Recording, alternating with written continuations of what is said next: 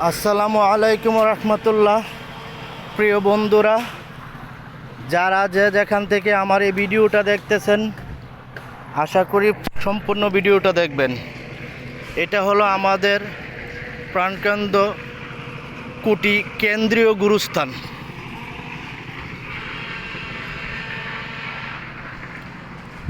এই গুরুস্থানের মধ্যে আমার মতন লাখো যুবকের মা বাবা, নানা নানি, দাদা দাদি, আত্মীয় স্বজন, বংশধর সবাই সাহিত্য আছেন। এই কেন্দ্রীয় গুরুস্থানের সাথে আরেকটি কেন্দ্রীয় মসজিদ চালু হয়েছে, কুটি কেন্দ্রীয় গুরুস্থান জামে মসজিদ, যেটার নাম দেওয়া হয়েছে। এটার নির্মাণ কাজ চলতেছে, দ্বিতীয় তলার ছাদ ঢালাই চলতেছে। আজকে আর্থিক সংকটের কারণে কাজটা একটু দেরি হইতেছে। দেশ বিদেশ যেখান থেকে যারা এই ভিডিওটা দেখতেছেন, আশা করি এই মসজিদের দানের হাত বাড়িয়ে দিবেন। গুরুস্থানের সাথে মসজিদ, এই মসজিদের মাঝে দান করলে আর এই মসজিদটা যদি সম্পূর্ণ নির্মাণ হয়, তাহলে ভেবে দেখুন তো আমাদের মা বাবা, দাদা দাদির জন্য দোয়া করার জন্য, বৈশা নামাজ পড়ার জন্য, জিয়ারত করার জন্য কতটুকু সুবিধা হবে। আমরা তো সবাই সব জায়গাতেই দান খয়রাত করি, অনেক মসজিদ, মাদ্রাসায়, গুরুস্থান সব জায়গায় দান খয়রাত করি। তো আশা করি যারা এই ভিডিওটা দেখতেছেন, অন্য জায়গায় একটু দান করবো না যে তা নাও, একটু পরে করি।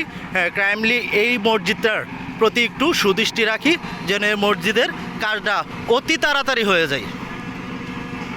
আমি আপনাদের কাছে আকুল আবেদন, অন্ততপক্ষে এই মসজিদের দিকে একটু সুদৃষ্টি দেন। এই মসজিদের কাজটা যেন খুব তাড়াতাড়ি হয়ে যায়, একটু দানের হাত বাড়িয়ে দেন। আপনাদের সহযোগিতায় এই মসজিদের কাজটা খুবই তাড়াতাড়ি হয়ে যাবে আশা করি।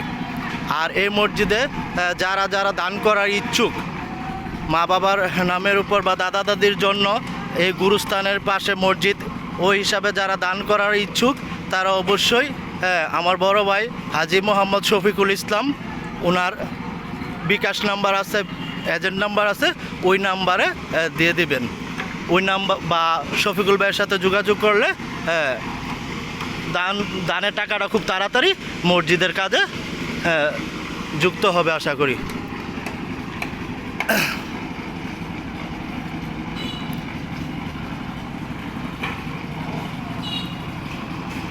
তো প্রিয় বন্ধুরা, এখানে আজকের মতন শেষ। আবারও নতুন ভিডিও নিয়ে আসব আপনাদের কাছে, শুধু এই মসজিদের দানের জন্য, এই মসজিদের প্রতি সহযোগিতার জন্য আবারও আপনাদের কাছে চলে আসব।